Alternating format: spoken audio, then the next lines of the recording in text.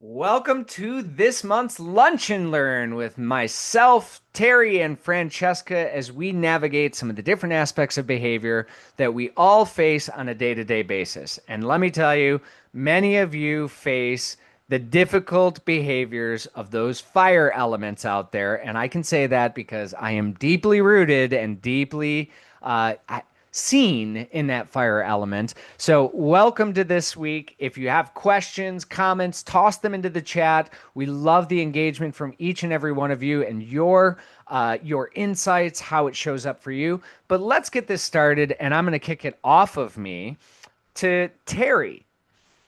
Why don't you give a little brief description? And I'm asking Terry because Terry's not dominated by fire, whereas Francesca and I are both primary fire elements. Terry, how do you perceive the fire element? Good, bad, ugly? What do you got? I love that question, and I'll be honest with you. It's all of the above, man. It is like the drive to acquire when used correctly and acquiring for the good of society and community is absolutely amazing when you can help push people in a direction or pull them towards you, whichever the case may be. But I feel like some of the greatest ills in society can be related directly to fire, right? When that fire moves into, let's call it greed and hyper competitiveness, and we have to kill this and crush that and war and all of that stuff is a very fiery thing too. So good for sure. Bad? Yeah, definitely. And it can be a little ugly too. I love that. All right. And as a fire, I love that. So, Francesca, what are your thoughts? Oh, I'm leading with fire, or is that what we're starting off with? Gosh.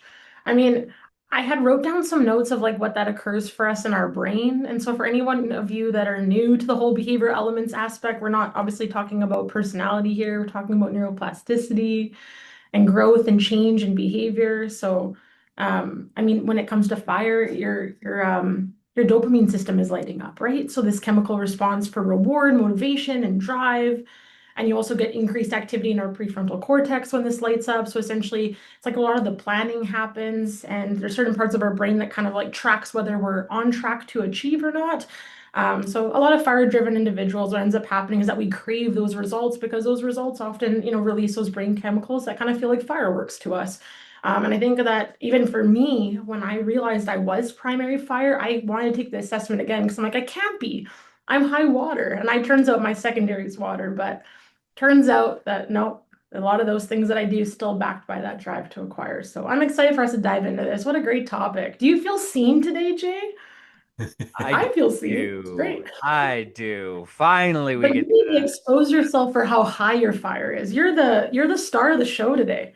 This is Oh, this is the drive to J is really Yes, what this is this it. is. well, and if I'm to be honest, this set of behaviors, my fire set of behaviors, is what led to the development and the creation of behavioral elements. And a big part of that was, let's see, this isn't the let's learn everything about Jay today, but I will share. I came from a highly competitive and driven family, especially when it came to things like sports. My brothers were all very good baseball players. They were hockey players. When I grew up, I was skating, playing hockey at the age of 3 years old, and I had my first hockey game. And I played all the way up through those junior levels and very competitive hockey player.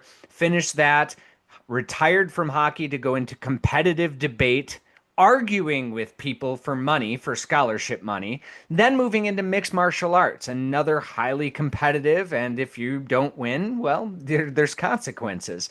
And for that, I mean, always being driven to get to that next level, to be the best that I could be in all those places, which was really positive. But then I started to realize where that unbalanced fire started bleeding over into business, into engagements. My drive to acquire has never actually been money focused. Now, that's going to be an interesting topic that I do want to explore with us together. But it was always about being first, being the best. And there's some ego that comes with that. I realized that probably wasn't the best way to build relationships, to be able to manage a business, to build an effective high performance team. And I really had to change my behavior. And it wasn't until I stepped into behavioral elements so many years ago and the research behind it that really helped me to realize, I can create the conditions of balance. My behavior really is a choice. Do I still lean into those things? Yeah, absolutely. But now, as Taylor commented in the chat, love a driven fire, unbalanced, but it still can be unbalanced. So, yes, I do feel seen. This is sort of the genesis of all that we're talking about.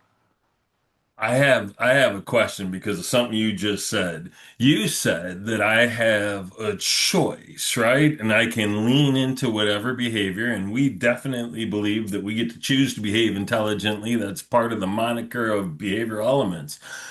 Do you choose to be fire or to be less fiery? When you're actively choosing, are you saying, I can choose to lean into my natural state, or I can choose to maybe temper my natural state? I'm very curious about that. And Francesca, I'd like to hear that from you as well.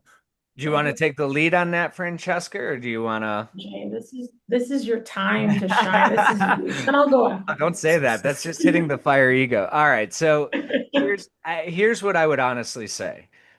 It is choosing to set my fire aside. My fire element is a 0.76 on the scale. So if you haven't taken the assessment, you want to take the assessment, by all means, go to behavioralelements.com. You can take the free version. It'll tell you what your primary element is.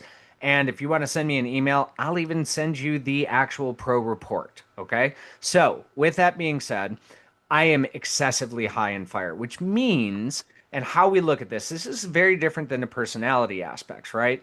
This is the sort of hierarchy of decision making. It's the hierarchy of how we're structuring our behaviors. I naturally will go fire almost in every instance. I want to get it done. Let's move, make a quick decision. I don't want to wait. I don't have patience. One of my friends at one point in time said, you know, when God was handing out patience, I think you got bored and stepped out of line. And I was like, okay, well, that makes a lot of sense for me. So it is very, very driven towards excellence, mastery, results, etc. I have to pause myself and go back. So, like, here's an example of this, Terry. I'm writing an email to you. I write the content of what I want, and then I stop myself and say, oh, maybe I should say, hi, Terry, how was your vacation? That didn't occur to me at first. It was get the job done, send the email. I have trained myself to elevate my other elements in different places. If I am not careful, if I'm hungry, angry, lonely, tired, or any of those other things that come along with it, you're getting default fire J. So I would say that it is me holding back my fire and elevating my other elements more so than it is activating my fire because it's almost like the Incredible Hulk. I'm always angry. I'm always fire. It's just bringing those other things into space. Francesca, what's it like for you? Okay, before I say anything, I just have to mention Stuart's comment. Was it Stuart in the chat? I'm making sure I'm quoting the right person. Yes, Stuart, nice to see you. I just thought it was so funny. Stuart's like, Jay, your fire's not too much. I'm like, spoken from a true fire. Stuart's also Stuart is off the also charts very hot fire. high. And yes, I love exactly. it. I love it. And that's the thing, right? Like you find your people that, gel and mesh well, right? And gosh, okay. So we're kind of Terry, what was it exactly that you're wanting to know? Can you restate My the question again? Yeah, the shortest possible way. Yeah. Do you choose fire or do you choose to temper fire? What is the actual behavioral choice? Okay, that's fair. I would say in terms of decision making, if I decide, and similar to what Jay said, if I decide I'm going to do something, I just do it. In 2020 or 2021, when I decided I want to do a podcast, I had zero equipment, zero experience. I made my logo that day and I contacted someone to say, hey, I want you to upload these because I didn't care to learn how to do it. And he was like, okay. And I started recording the next day. And all these years later, I've now created a new one with, don't have an official studio. It's just if I want to do it, I go do it.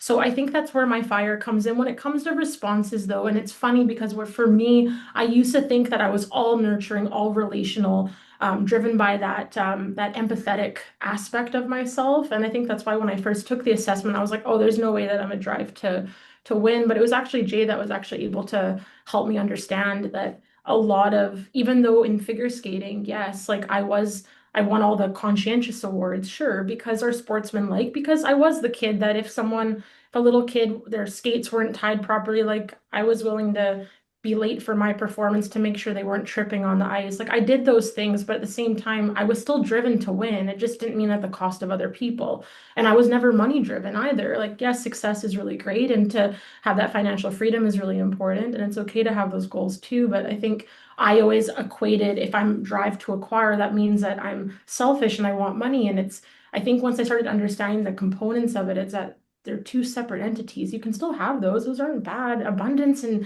everyone can have abundance if they want it. That's okay. But I think it was just really understanding that underneath it all, even though, yes, I love people and I love my family, when I got onto the ice, I was competing against me. I wanted to be a better version of myself today than I was yesterday. I wanted to be a better skater, a better dancer, a better piano player than I was the day before. It was always me against me. And so I think that's where I understood where that drive to win or that drive to acquire came in. So to answer your question, Terry, in terms of like emails, I think that's where my water leads. I'm going to ask the question of how are you and all of that. But at the same time, at the end of the day, I want the results quickly. So I can see where that drive comes from. And so I guess it's like I feel more of a 50-50 balance. But I mean, if you look at Jay and I's charts, it makes sense, right? Because his fire's here and his water's maybe here, whereas my fire's here and maybe my water's here. So I love these conversations. It illuminates so much. I mean, Terry, how about for you? I mean, you're air, water, and then fire, right?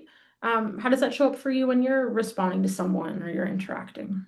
It's interesting. What Jay said about that email is so spot on for me because when I'm in business development mode, it's all fire, right? I shift everything I have into that. In the amount of times I write the email and go, oh crap, I better say hi or how are you, it's frequent, right? So I'm in the exact same boat there.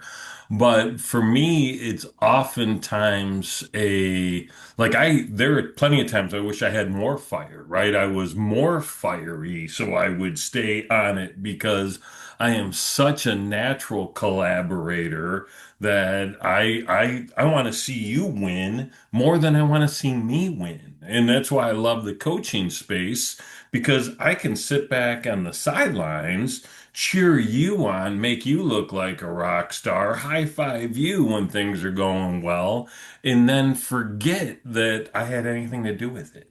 Right. And so it's an interesting, I don't know that dilemma's the right word, but sometimes it certainly feels like one.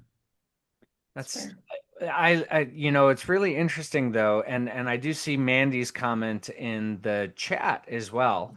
As a high water, I would have to tell myself to make sure I put the content in after building the bond. And it is one of those things where all of us have all four of the drives. And a lot of times and I shied away from conversations about sort of like my background or anything else because it's like, wow, people are going to think I'm a monster. But I love training. I love supporting people. I love helping. And I will attribute, I think that was a strongly learned behavior by being on team sports. Because I think that if I would have been in just individualized sports, I'm very individual, and I say this, it's balanced, I would say now, but I'm very individualistically, like I hold myself to a very high standard. And I don't mind being on a sort of like individual pathway. I don't mind going out into the woods completely by myself. It's on me. I'm either going to survive or not survive, right? To take a team sometimes can feel almost like this team might slow me down or this they're not going to work as hard as I am or anything else. I had to shift my mindset away from that and actually learn abundance mentality and learn collaboration. That wasn't necessarily natural to me. I think my time in hockey and team sports really developed that. That by the time that I was at that high level of competitive hockey, if it was something where it was like, hey, this person is going to do better and get us closer to the win, put that person on the ice, I'll take a seat back. Like I learned to step myself back out of a situation if somebody else was going to. So I have that team dynamic and collaboration, but I really think it was more of a learned behavior over time.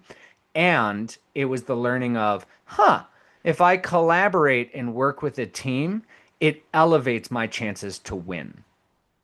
And I think that's where that started.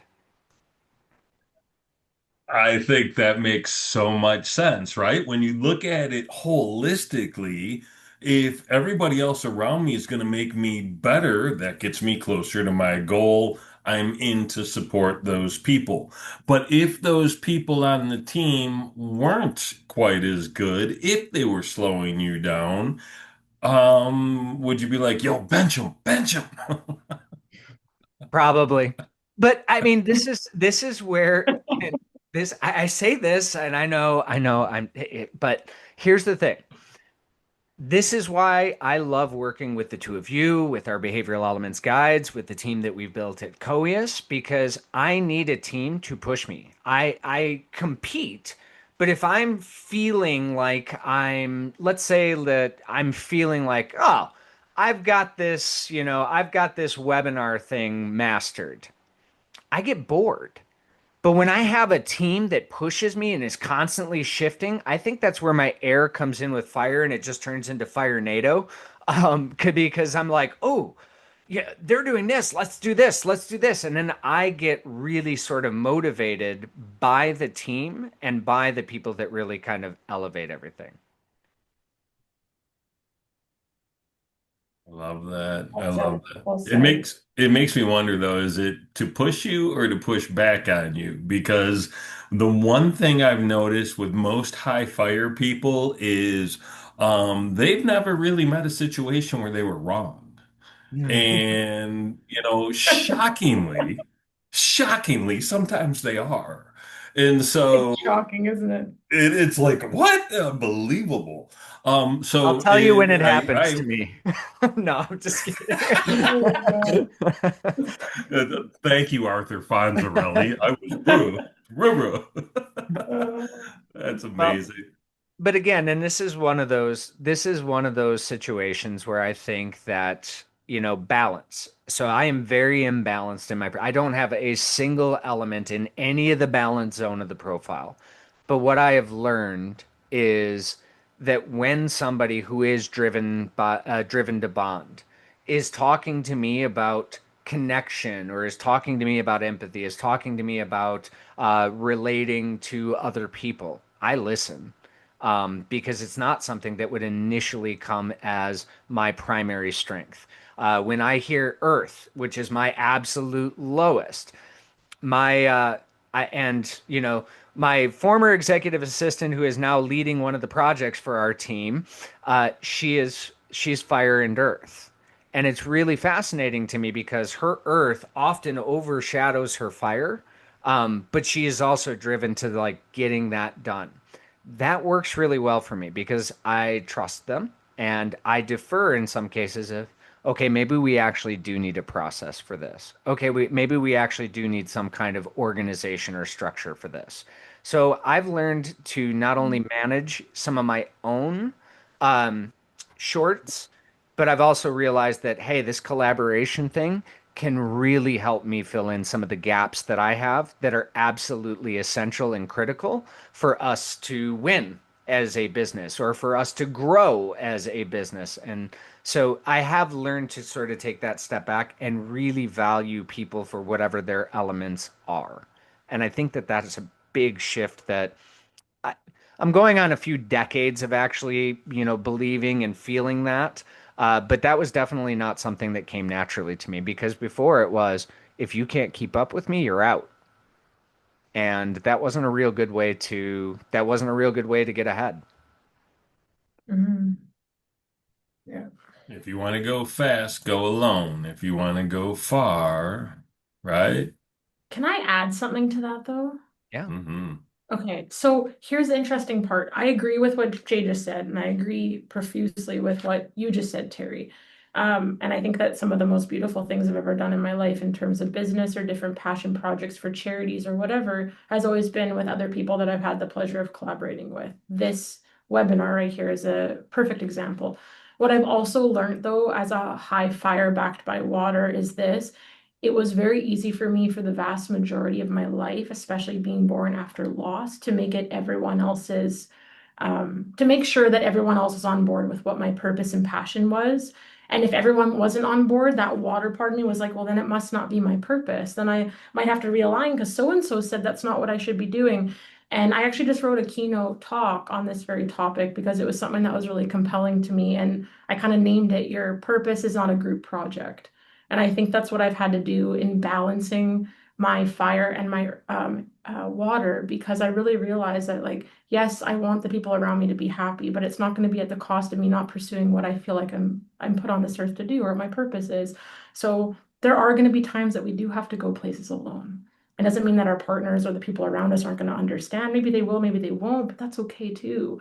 And Terry, I'm sure there's parts of your journey where maybe you and your wife as a high earth hasn't understood what you've done, but when she's seen the result of it, went, oh my gosh, I get it now. Like, good for you for seeing that and pursuing it. And I think Jay, like, you and I are both high fire, but there's certain things that I do that you're like, I don't really get it. But then you understand later on, you're like, okay, it makes sense now. And same with me to you. I think that's just such a cool thing. So I wanted to bring that up because I think that the more that we're able to tap into that and really hone in that authenticity, I don't know, some really cool things happen. So that's just my little 2 cents on that. You know, it's interesting to me because both earth and air show up on the individual, or excuse me, on the collaborative side, right? Fire and earth on the individual side, and air and earth on the more on the team side. Air and water. I'll get it right sooner than later. Um, and I spend so much time as a solo jockey. Right. And it's partly because of what Jay said. If you can't keep up, that's fine. I'm not going to say anything about it. We're not going to have any conflict. It's not going to be an issue. But don't sit there and look for me where we were because I'm already way over here now. And I always try and slow that down, but it's interesting. My fire is actually in the balance zone. It's right at 3.9, whereas not I like Jay, I don't have anything else in the balance zone, but that fire is the one that actually is balanced for me. So it's neat how these things show up, and I'm loving this conversation with you too. Yeah, and I love the title of the keynote that you put together on there because I do think that For it is sure. important that you have your sort of own sense. This is one of the things that we are actually teaching in a number of the management and leadership programs is starting with what are your personal core values? Where are you at? What is this experience? What matters to you? What is your personal legacy in your personal life? But if you can take that, and this is what I've learned from leadership, this is what I've learned from myself. If you can take that and then put it towards something that's higher, and this is what every manager and leader should be doing is finding, okay, what is Francesca's core values and drives and purpose? What is Terry's? How can we align that to the larger organizational mission? I'll use Ford as my example because I've looked at their purpose statement and their organizational mission. It's really about helping people to move freely, their independence, being able to get from point A to point B. That's strong. Even though I don't work for Ford, I don't have a Ford Motor Company email. Uh, that strongly aligns with me. Like I can get behind that because I strongly value independence. I strongly value mastery, innovation, all of those things fit within that company scope. So if I am being true to myself and authentic, I can see how my personal contributions could contribute to that larger organizational mission. I think a lot of leaders nowadays don't do the work of getting a better understanding of their individual people and helping them understand here's how your purpose really fits with our organizational mission, or here's how your purpose fits within our collaboration here together. Because, in behavioral elements, all of our certified guides, none of them work for behavioral elements. They've all got their own passions, their own projects, and everything else. It's this that's sort of a part that brings together a shared purpose inside of larger individual or organizational purposes. And I think that's really cool. And I think that that's something that I don't know that people really put a lot of energy into. You may have those corporate values and they're on a website and nobody's gone to look at them in the last decade and a half. Well, this is where you can bring some of the behavioral elements in and say, what drives you and how does that fit within our organizational drive as well? Yeah. All right, let's switch gears. Because Yes. here's the question, and everybody, and it's always something interesting. This is something that I experienced a lot when I had first started delivering this nearly a decade ago. Drive to acquire, that means I love money. No, not necessarily. It doesn't mean that you don't love money, but I don't think that there's anybody out there that if we offered, here's a bag of $1 million, that a water would be like, no, my drive to acquire is pretty low. I don't really want that. Now, they may take it and share it with their friends and their family and really make all of the people in their community or their network better. Whereas a fire, I might go buy a boat. I don't know. I'll invite you to it, but after I get the boat, but let's talk about that because this drive to acquire, and when we talk about the elements, fire is the drive to acquire, water is the drive to bond, earth is the drive to defend, and air is the drive to learn. So we're focusing on this. What really shows up for, and I'll start with you, Francesca, because Terry, I know that even though it's third, you still, I mean, a 0.39 is still fairly high in the balance side of things. But let's start with you, Francesca. How does the drive to acquire show up for you? What are you motivated by? Okay, like if we go back to, as you say, like the genesis of like where this would start showing up, if you look back to any of my competitive athlete days, I think that like I'm trying to think of what I felt stepping onto the ice because it's not like I wanted the medal. I think it was more, I knew that if I could win something of the nature of being on the top three on the podium, that meant my coach would have the confidence to continue to push me forward to the next level and the next level. And I knew that, well, if you win at regionals and then you win at nationals or whatever, that means that I'm mastering. I mean, Jay talks a lot about being a master. Like mastery is one of his core values. And I think that maybe for me, that's where a lot of my drive does come from because, I mean, even in piano, I didn't enjoy the piano tests. I enjoyed playing by ear. I didn't enjoy theory. But every time that I did a test in Royal Conservatory and I went to whatever next grade, it made me know, okay, well, I'm getting that much closer to mastering my craft. Because if I get to grade 10, I've become a master, as they say. I mean, whether or not that's true. But I think in my adult life and more in the corporate world, I think that any of my drive just comes from like, there's something about achieving something. And there's no, Terry and I talked about this at one point that the way that him and I look at it is that we're more interested in what the journey has to teach us than the destination. So it's not like I'm like, wow, I have a podcast. Well, that happened. It's like, how many people can I impact through this? And if I can impact one, what if I could impact five? And what if those five people decide that they're not going to go down a path that maybe I would have went down in the midst of dealing with grief and loss years ago? And then what happens if they can now help five people? Like I start to tap into my air and brainstorm where it can go, and that just fuels me. And that's where the win, like that's a win. And now how can that come? How can I make more of that and more of that? So I think it really just depends on what it is that I'm zeroing in on, but if any one of you know me in the audience, if I say I'm going to do something within a week, you're like, oh, she went and did it. Good for her. So I think that's definitely where my drive to acquire comes in. But I did want to mention this, whether or not this is relevant to any of you in the audience that are waters. I would say that having my high fire backed by water, and this will look a little different to Jay, which is kind of cool.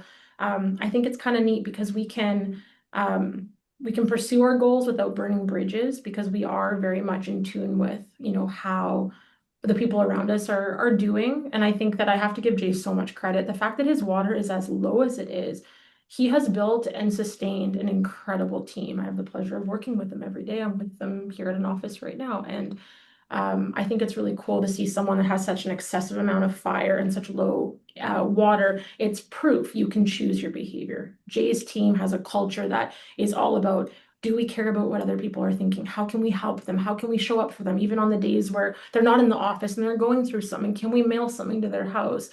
Like, it's incredible. So I think that yeah, being backed by water for me on the fire end, it also, you have the mixture of like ambitious, you have the mixture of empathetic, you know how to win, but there's heart behind it. Because there's that fueling of how can I help people through me winning. And I think one of the tension points maybe that does come up is that we kind of might delay action to avoid hurting other people's feelings or overgive and then feel resentful.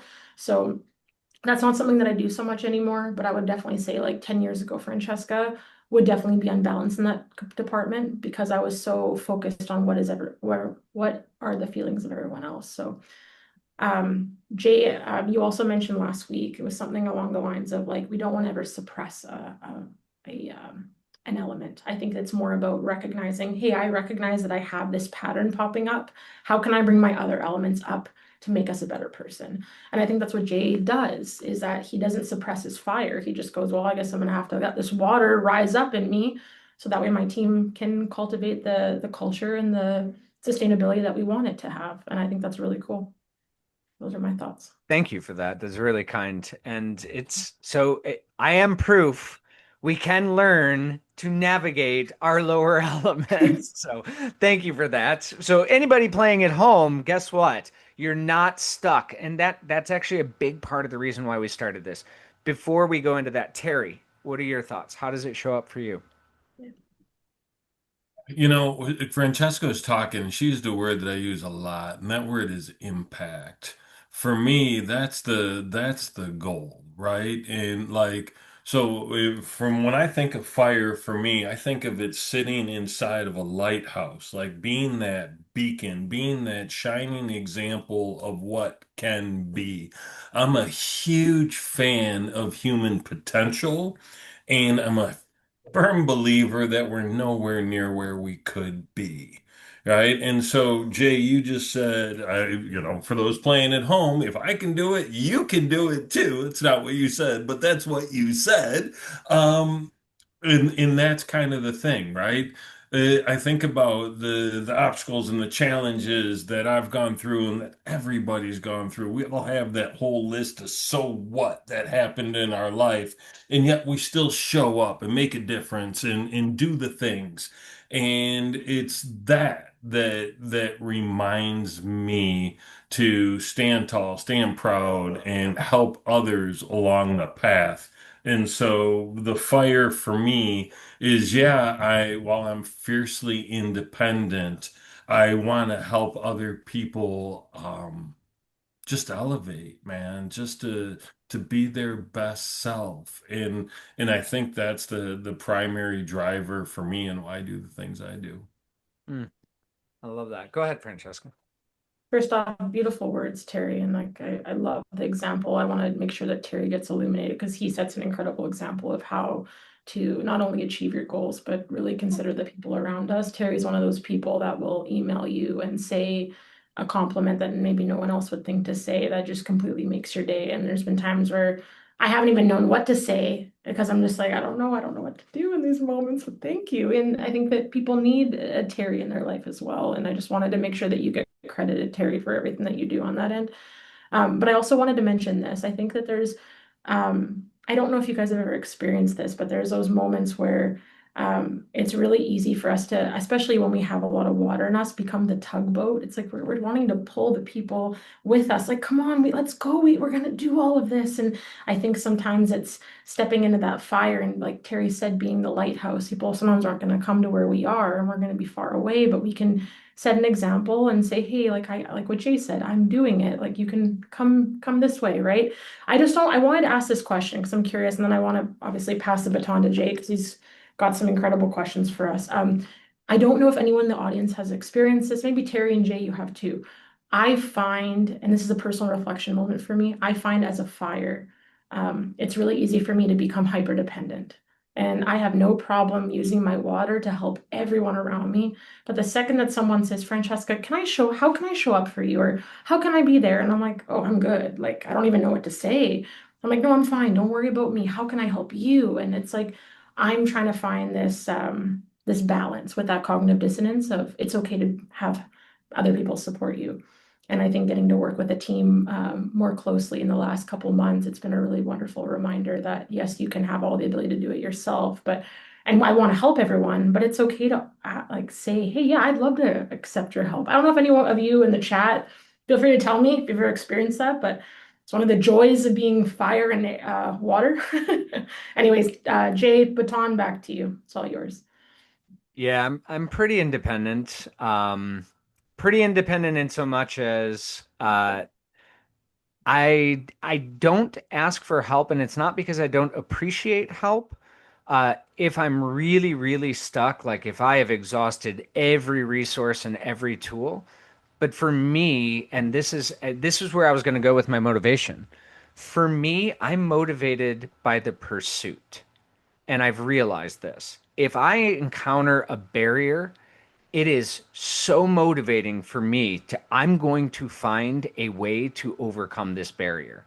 Now, in the absolute necessity, I may ask for help in overcoming that barrier because I'm not going to lose to the barrier, but I'm going to put myself up against it first. I'm going to break myself against that wall. If that wall breaks me, all right, now I'm calling in the reinforcements and we're going to take this wall together. So, but it's that pursuit I think that has always been. Let me give you an example of this. And all right, a little bit of embarrassment moment. This is very, very young Jay Johnson. Uh, I'm proud of it to an extent, but it's also not something I'm proud of how I got there. And this is the difference between the drive for money and not being and the drive to acquire. Because we drive to acquire can be towards money because money can be a result of whatever it is that you're doing and so on and so forth. I was the highest paid research assistant at Wayne State University for a number of years before I left there to go into the consulting world. Okay. I wasn't driven by the money. I was driven because I was in a meeting with at the time, the highest paid research assistant at Wayne State University, whom I felt was just a complete asshole. So, what did I do? And he flaunted it. He said it like 6 times. I don't sit there and flaunt. I don't sit and brag. I don't, oh, I've got all of this and all of this. I don't wear, all of the different things that tell you what I have and what I don't have. I don't care about that. That doesn't mean something to me. But this person in the room shaming all of the others in there, I'm like, I'm going to destroy you and I will beat your salary in the next 5 years. And sure enough, I did. And now at a university, they have what they call the swimsuit issue. And it's a publication by the university that tells you literally everybody's salary in the university. And I remember being in the room and that person looked to see on the research assistant side and saw my name at the top. That was what I wanted. I stopped asking for raises after that. I didn't care about the raises. That wasn't what I was motivated. But the justice drive I do have a very strong justice drive. I was always somebody who would protect the debaters. Yeah, I was making sure they were not getting messed with. I always have had that strong sense of justice and making sure that nobody was being bullied or anything else like that.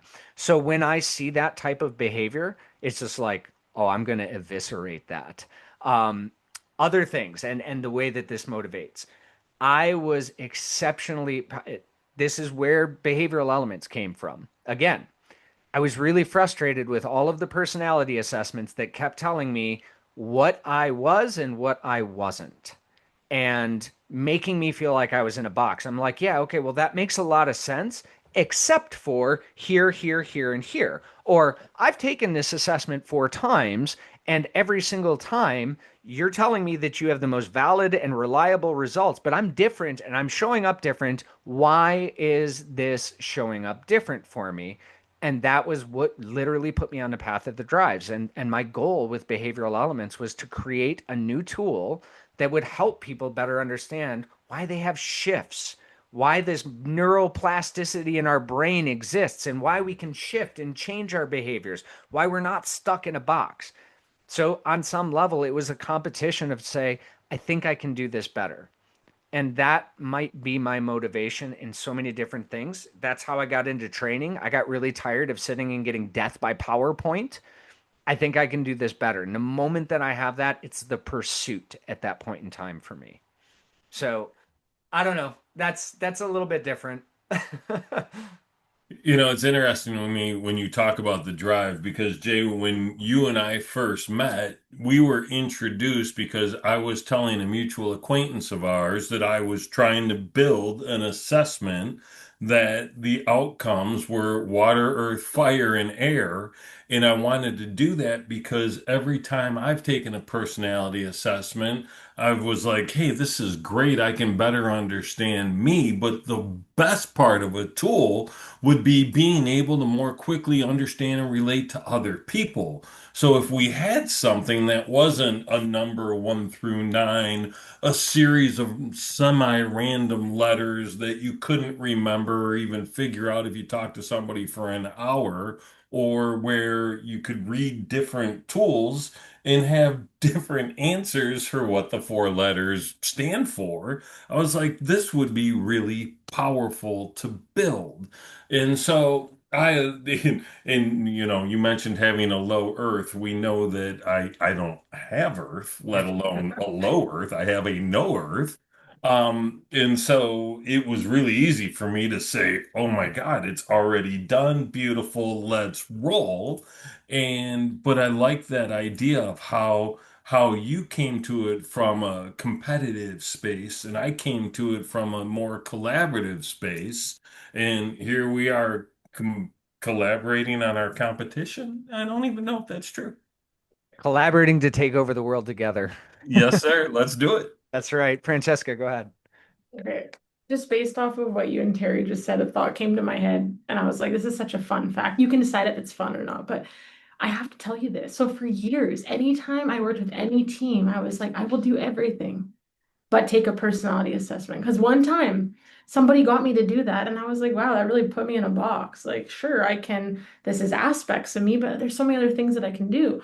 So I just refused for years. I would do everything except for take a personality assessment. Everyone would always laugh. They're like, oh, okay, sounds good. Because that's usually the first thing they ask you to do.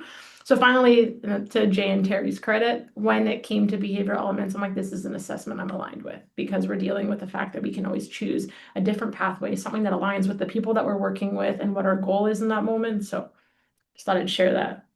That's funny. So let's talk about it from an organizational perspective and how can we use the knowledge of the drive to acquire, our motivations behind it, what it does, how it shows up, how can we use our own, and how can we, if you're running an organization, leading an organization, what do we need to think about in terms of fires? I'm going to start this off with one of the biggest mistakes that I see organizations make is oftentimes they try to accommodate the fire element or our drive to acquire, and they do that with some kind of financial and or incentive based promotions. And the reality is and we know this not just from behavioral elements, but we know this from everybody from like scholars like Daniel Pink. We know this from people like Dan Heath, who have put together things on like behavioral shifts and norms, that incentivizing or monetizing tasks only goes so far, and it's only so motivating. But if I look at an organization and they're having a cultural issue, one of the things that I hear them say so often is, I don't understand it. We have great pay and great benefits and all these incentives. I don't understand why my people hate each other. And this is something that I think is often missed is when you're motivating or creating a culture around some of that drive to acquire, you're actually creating a culture of individualism. And I think that that's something that's often missed in every corporate. What's your experience with that? I'd love to hear your comments on that. And this is coming from a fire. So, I'll tell you the biggest miss that I've observed over the last 30 years of being in business, and usually on a sales side, is they will take their top producing sales rep, promote them into management, and then basically cut the nose off their face twice. Right? So now you're losing the productivity of that top producer and you're pissing off the rest of the team because they're driving that team in a different way than it would be the best possible way to drive a team. And it's a colossal fail. And so because people don't understand behavioral elements, don't understand that drive to acquire, don't understand why, great salespeople probably have a pretty high level of fire in them, but that doesn't make them great managers or great leaders. And we have to be mindful of that. So that's my input on this topic. I'm just going to comment before I kick over to Francesca. You're spot on. I was a doer for so many years, and until I developed the skills of leader, it was, why isn't anybody following me? Well, it's because I'm running out ahead and I'm not creating the conditions for leadership or management, even though I'd get promoted or I'd get pushed forward because I was getting results over and over and over again. I mean, from my own journey, I can share that that's 100% true. And I do see that so often. There's got to be different ways that you can promote, recognize, reward somebody into a higher level of position without necessarily saying, okay, now you're responsible for a completely different set of skills, leading people rather than leading sales. Yep. Well, I could not agree more with you on that, Terry. From my own personal journey to the journey of seeing that in organizations. Francesca, what are your thoughts? There was a quote in, I'm just going to say this before I forget it because it'll slip my mind, but there was a quote in the Oprah book. I think it's called The Path Made Clear. It was purchased for me in 2019. And um, one of the gentlemen, motivational speaker, made a quote in there, and he had talked about how, like, in terms of like management or versus leaders, right? Like managers tell people what to do, leaders inspire them to do it. And he says inspiration for me comes from one of three areas: the clarity of one's vision, the courage of one's conviction, and the ability to effectively communicate all of those things or both of those things. And I just think it's really wonderful that as fires, we have a lot of drive. And I think it's incredible because if you look at any of the big players out there, Ed Milet's one that I look up to immensely, and there's quite a few of them, but him for specifically, he always talks about when it comes to a team, you want to build a team vision and a dream so big that every single person in that team can fit their dream within your dream. And I think it's one of those things that as a fire, we can do that really well. But if we're not careful, like Jay said, we can burn them out. We can create the conditions where they're not inspired to follow us because we're just telling them, well, if you do all these things, we're going to get here, right? So I think that, like I was, giving Jay props earlier, that for him as someone that does have really high fire, it's wonderful to see those other elements come up and level up.